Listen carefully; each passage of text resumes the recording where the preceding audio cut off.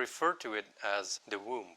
And afterward, when you go through that small door again, it's as if you were reborn. Yes, you enter the tea, we call it the realm of tea, which is the tea garden and then the tea pavilion. And as further you go through the tea garden, you steer clear of all your social cloaks. So, in a way, I feel that in the tea hermitage, in that little tea hut where you are with 4 or 5 other people very closely together in a very confined small space, where no one is male or female, where no one has a social rank, where age doesn't matter, where ethnicity doesn't matter. Everyone is just him or herself.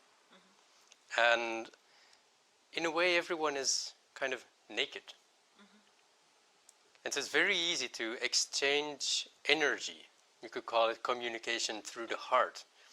Because by the end of a tea occasion, you've been together with people, but you haven't spoken about what do you do for work, how many children do you have, are you married or not. You don't know any of that superficial information, but you do get a feel for what kind of person he or she is. And you have that connection, although you may have not verbally communicated anything at all. Other places you get a bowl of thin tea, the whipped, frothy stuff. Now, do you do also koicha? We only do koicha. Oh, okay, right. To us, thin tea is not tea. Okay. It's koicha that brings out the good qualities of a quality matcha, and it can only be produced with quality tea.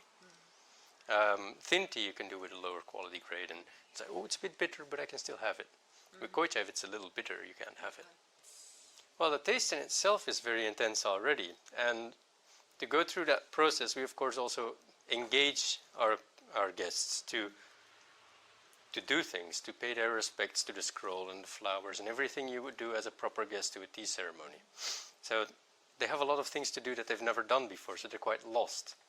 And then they sit down and we wash them with a lot of information to get an idea of what tea ceremony is about. And then there's the tranquility of the service itself. So they go from one thing to another, and they're like really in this wobbly boat, trying to figure out what is this, what am I doing here? And then they get that bowl of thick tea, and experience a flavor they've never tasted before. And so they're like, what's this?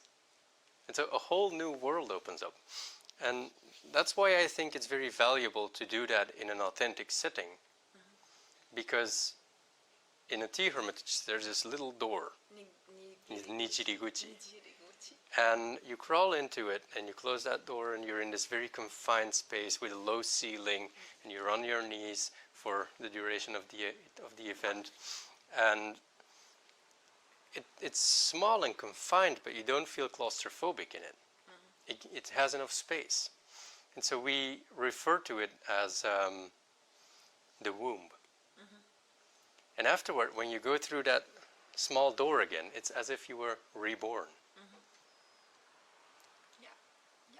And especially with the guests that we have, they go through all these experiences and they get this new knowledge and this new experience of tea in general. And then they go out and they're like refreshed. Like, what happened?